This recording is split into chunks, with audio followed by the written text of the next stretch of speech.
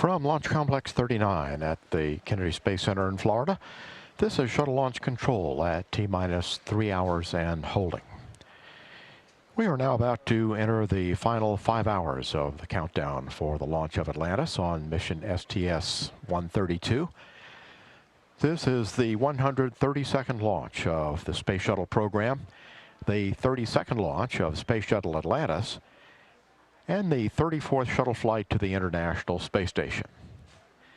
This will be a 12-day mission with the landing at Kennedy Space Center currently planned for May 26th at 8:44 a.m.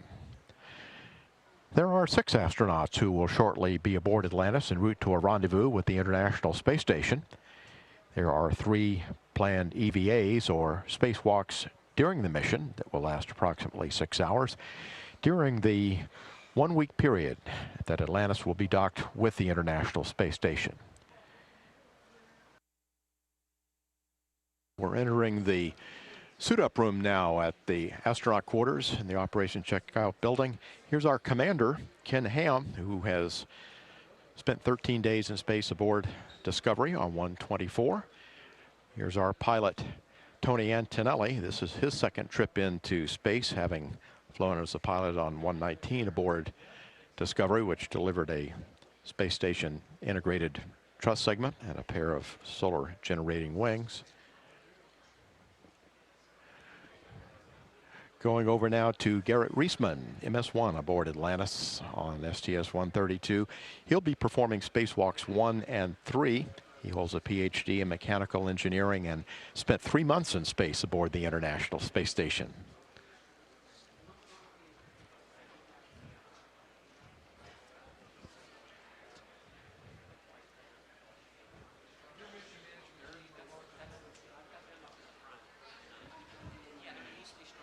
And here is Steve Bowen. He's the first ever submarine officer selected by NASA to be an astronaut. He's mission specialist number 3 and will be doing 2 spacewalks, EVAs 1 and 2. This is his second spaceflight, having flown previously on Endeavour. Piers Sellers. This is his 3rd spaceflight, having flown on STS-112 on Atlantis and 121 aboard Discovery. He's logged 41 EVA hours and 6 spacewalks. And Michael Good, making his second trip into space, having served as mission specialist number 2 on this mission. He'll be doing spacewalks on EVAs 2 and 3. He was previously on Atlantis on STS-125, the most recent mission to do maintenance on the Hubble Space Telescope.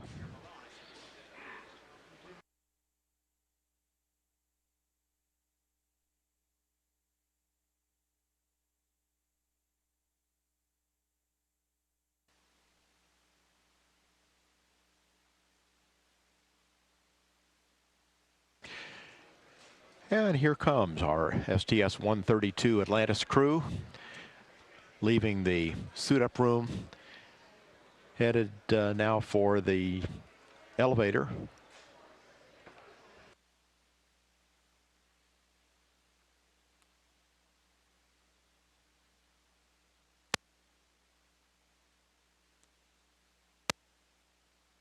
And much of the astronaut support personnel in the ONC giving them a goodbye as they leave.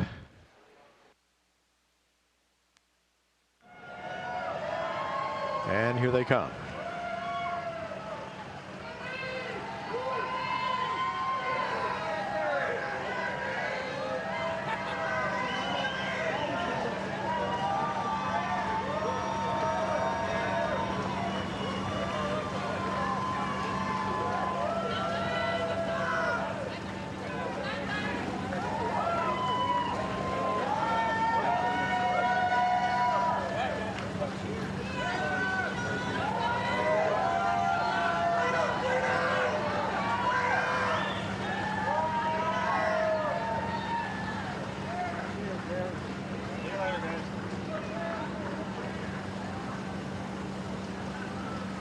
Kennedy Spacer employees are always invited to wish the crew well as they leave for the launch pad.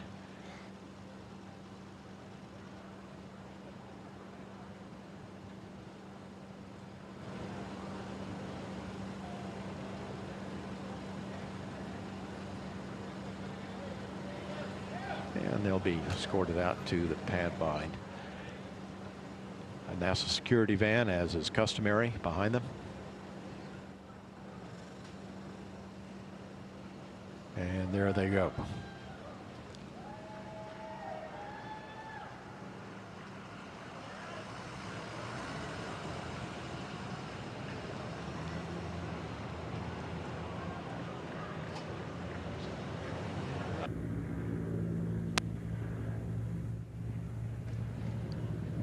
The astronaut now arriving at the pad and going up the incline, going up the ramp to the pad surface.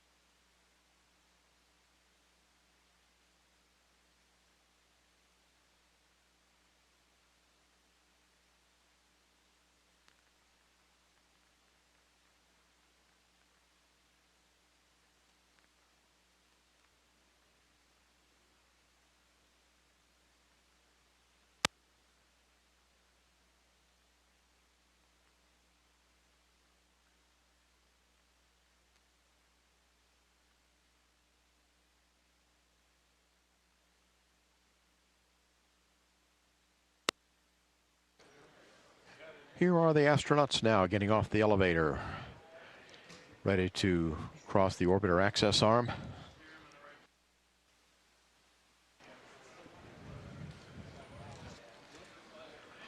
And our commander, Ken Ham, being assisted with his launch and entry suit prior to boarding Atlantis to be our first crew member aboard today.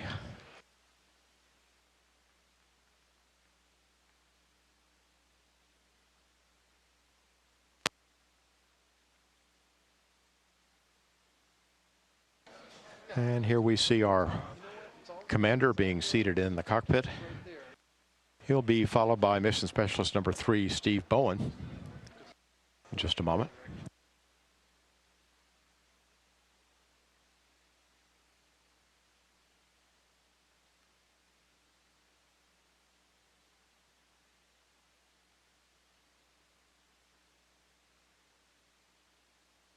And Mission Specialist number 3, Steve Bowen, being assisted with his launch and entry suit.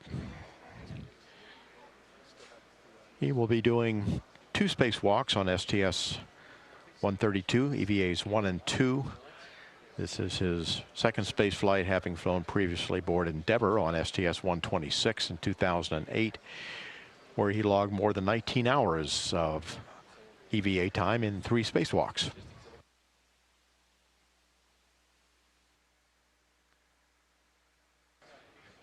Joining us now here in firing room 4 is astronaut Ricky Arnold.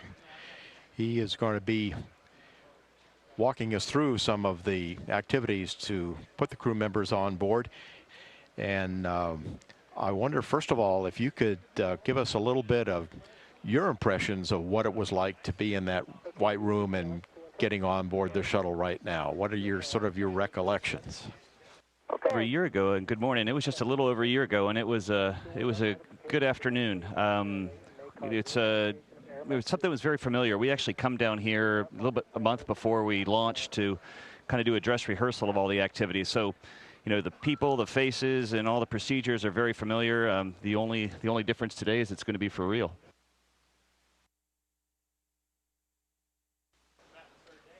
get a pretty good view looking down into the cockpit there. You can see all the switches, the overhead switches. Ken Ham is on the right. Tony Antonelli, you can see his American flag on his left shoulder. And Chris Cassidy, the top of his head, he's the astronaut support personnel.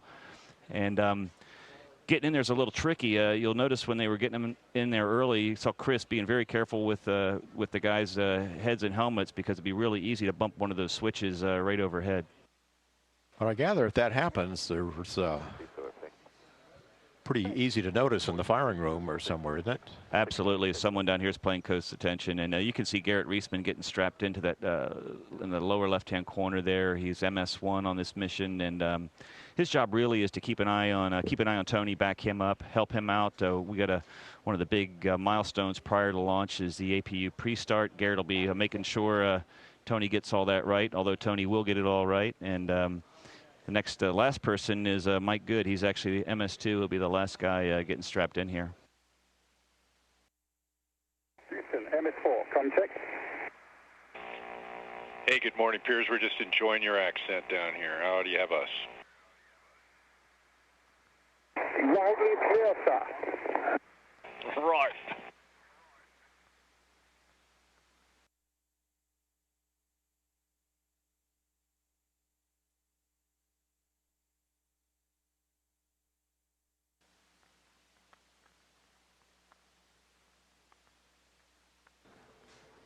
Hawk's trying to get a look at something. Got a couple mirrors going on, and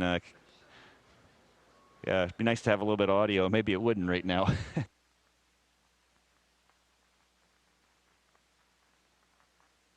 I guess when you can't turn your head, can't move around, a mirror's not a bad thing to have. Yeah, there's actually some panels Tony has to get a look at on his lower right-hand side. That there's some. OTC, MS1, contact. MS1, this is OTC. I have you loud and clear. Good morning, Big G. Good morning, Mother. Good to hear you. Glad to have you on board this morning.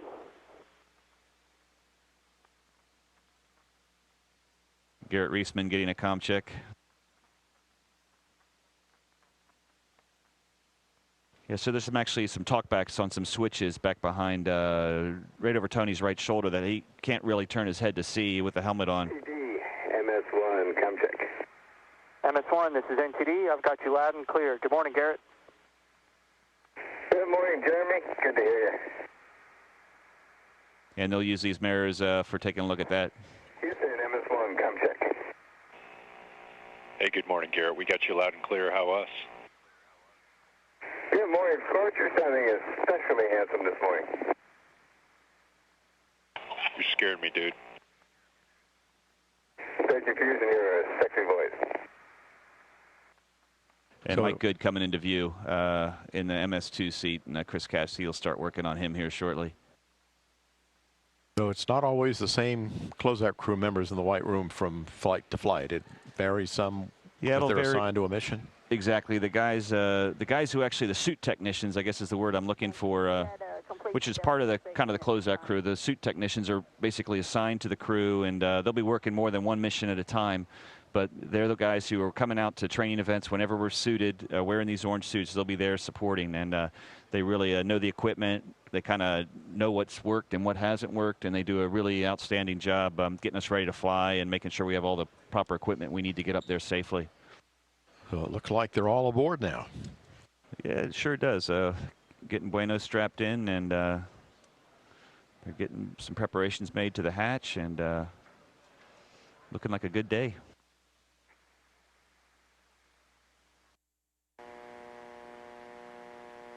And attention on the net, this is the NTD performing the launch status checks. Verify ready to resume count and go for launch. OTC. OTC is go. TBC. TBC is go. PTC. PTC is go. LPS. LPS is go. Houston flight. Houston flight is go. Mila. Mila's go. STM. STM is go. Safety console. Safety consoles go. SPE. SCE is go. LRD. LRD is go. SRO. SRO is go. You have range clear to launch. And CDR. Atlantis is go. I copy all. And launch director NTD. Launch director. Yes, sir. At this time, the launch team is ready to proceed. I copy that, Jeremy. Thank you. KC Chief Processing Engineer, verify no constraints to launch. No constraints. Thank you, Steve. Payload Launch Manager. Mike, for our Russian partners and the rest of the ISS processing team, we'll go. Copy that. Thanks, Bill. KC Safety and Mission Assurance. KC Safety and Mission Assurance, let's go, Mike. Thank you, Mark. Range weather. Weather has no constraints for launch, Mike. Copy. Ops Manager. Mike, the MMP's in good shape. Shuttle program is go to let you launch Atlantis. Okay, copy that. Thank you. Atlantis Launch Director. Go, sir. Okay, Hawk, on behalf of all the manufacturing, processing, flight, and launch teams that have worked on Atlantis since March of 1980, I'd like to wish you all good luck, Godspeed, and have a little fun up there. Thanks, Mike. Those are great words. And like you said, there's 1,000 of folks out there that have taken care of this bird for a long time. Right now, a special thanks to Orbiter for getting us off the pad today. And we're going to take her on our 30-second flight. And if you don't mind, we'll take her out of the barn and make a few more laps around the planet. Nove Rassvet, prihodit na stansiu. Payekli. Thanks, Hawk. I understood all that. And we'll try to get you out of here on time. You're the man. And NTD Launch Director, you are clear to launch Atlantis. Copy that, Launch Director. The countdown clock will resume on my mark. 3, 2, 1, mark. T-minus 9 minutes and counting. GLS auto sequence has been initiated. The ground launch sequencer, the primary computer here in the firing room, is now in control of the countdown. We'll be checking over 1,000 parameters in the launch sequence for Space Shuttle Atlantis in the next 9 minutes. Beginning now to retract the crew orbiter access arm. Let's go for orbiter access arm retract. Atlantis crew, our team has worked hard, and it's with great pride that we send the first-class crew of Atlantis to the International Space Station with the mini research module to be installed. Well put. Teresa Annulus, our orbiter test conductor today from United Space Alliance. GLS is go for orbiter APU start. CLT, perform APU start. APU start, and what? Preparing now to retract the gaseous oxygen vent arm, the GOX beanie cap, the vent hood. CLT, OTC, clear caution warning memory, verify no unexpected errors. That's inward. Fuel cells going to internal reactants. OTC, PLT, caution warning clear, no unexpected errors. Copy. Atlantis, close and lock your visors and initiate O2. OTC, that is in work.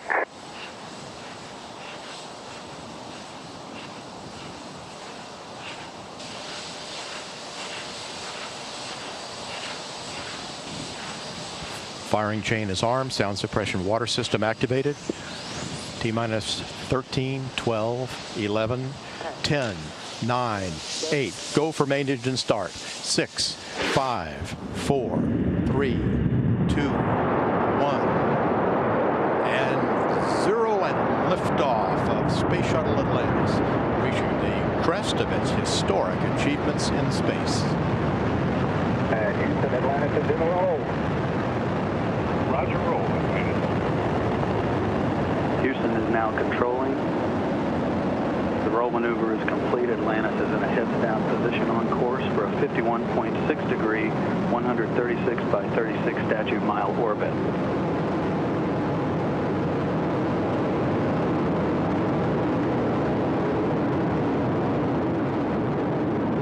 And the 3 main engines on Atlantis have now been throttled down to 72% of rated thrust, as the orbiter prepares to pass through the area of maximum dynamic pressure on the vehicle in the lower atmosphere.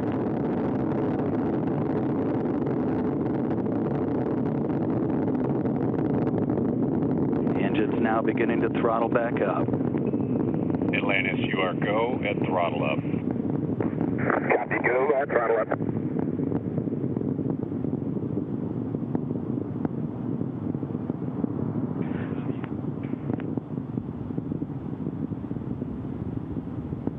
All three engines looking really good, back at full throttle now at liftoff. The fully fueled shuttle, boosters, and external tank weighed 4.5 million pounds. It now has burned half of that liftoff weight in propellant. 1 minute, 30 seconds into the flight, all three auxiliary power units that provide hydraulic power to the orbiter's systems in good shape, as are the fuel cells providing electricity to all of the systems on board. Atlantis is already 19 miles in altitude, downrange from the Kennedy Space Center, 20 miles, traveling 2,500 miles per hour. Coming up on staging, the point at which the twin solid rocket boosters burn out and separate from the orbiter.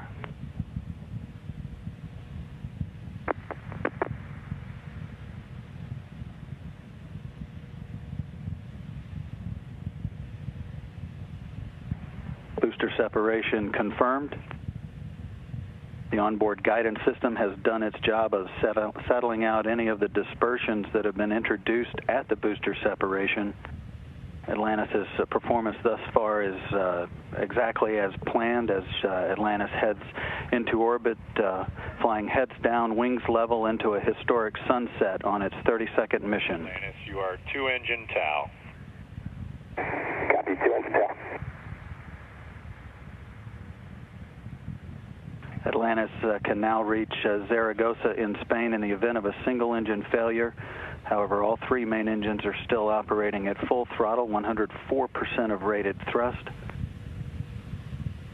The auxiliary power unit's still in great shape, as are the fuel cells. Atlantis is traveling 3,700 miles per hour at an altitude of 47 miles, downrange from the Kennedy Space Center now 88 miles.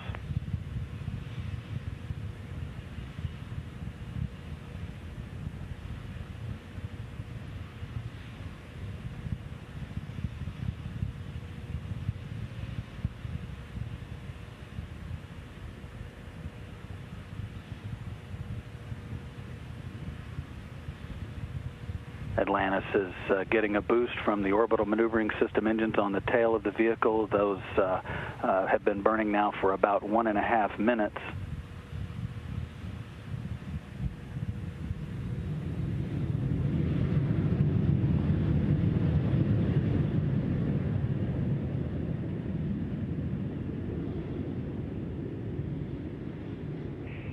Atlantis, you are negative return. Copy, Scorch, negative return. Negative return means Atlantis can no longer return to the Kennedy Space Center in the event of an engine failure. It's already traveling too high and too fast to return to the launch site.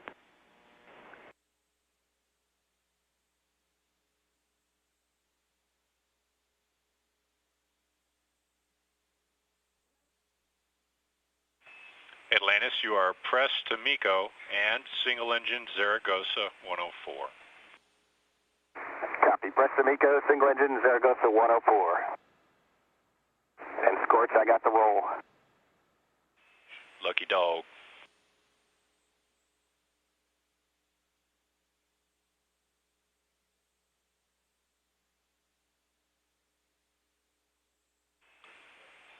Atlantis, we will have a nominal shutdown on all three. You will be go for the +X, go for the pitch. Atlantis copies, nominal shutdown, go for the +X, go for the pitch. Good readback. That roll to heads up provides a good satellite communications link with Atlantis, continuing its travel into space, approaching 7 minutes into the flight. Atlantis, you are single-engine press 104.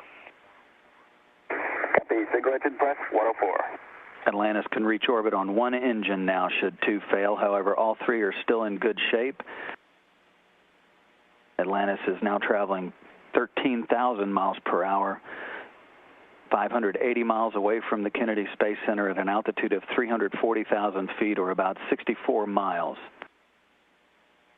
Shortly, the three main engines will begin throttling back to maintain the structural limits on the orbiter as it approaches loads near 3 times gravity.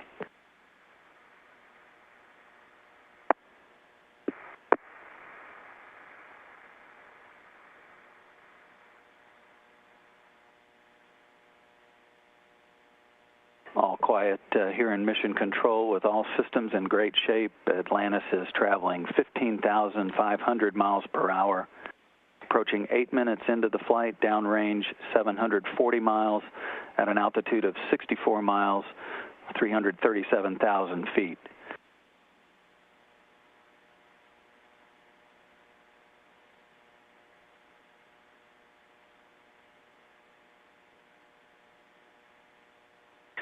Standing by for main engine cutoff confirmation as Atlantis is in excellent shape heading into orbit.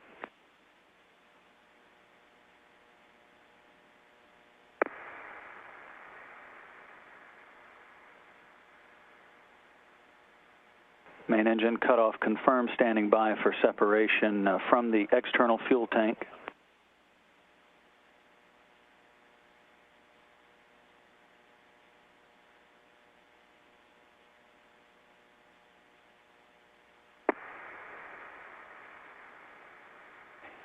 Atlantis now flying away from the external tank after separation. Plus X burn maneuver being performed by Commander Ken Ham. Nominal MECO, ohms 1, not required. Preliminary ohms to TIG will be 37:30.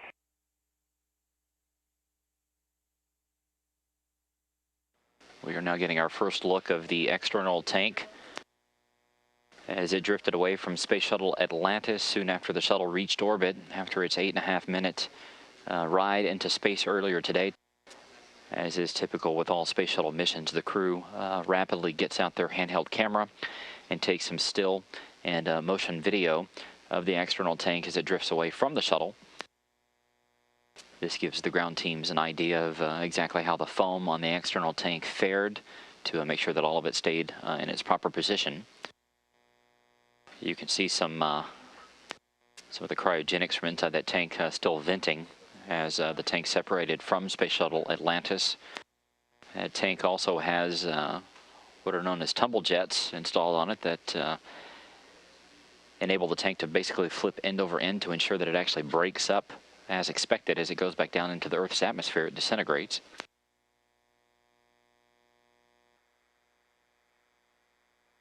In this view inside Atlantis' payload bay, you can see the orbital boom sensor system attachment there at the very center of your screen. That's a piece of the equipment that looks like a small antenna that's sticking out is actually the part that the shuttle's robotic arm grabs onto. You can also see the integrated cargo carrier there at the middle of your screen. That's the large cargo pallet that has a bunch of these spare parts that Atlantis is bringing up to the station.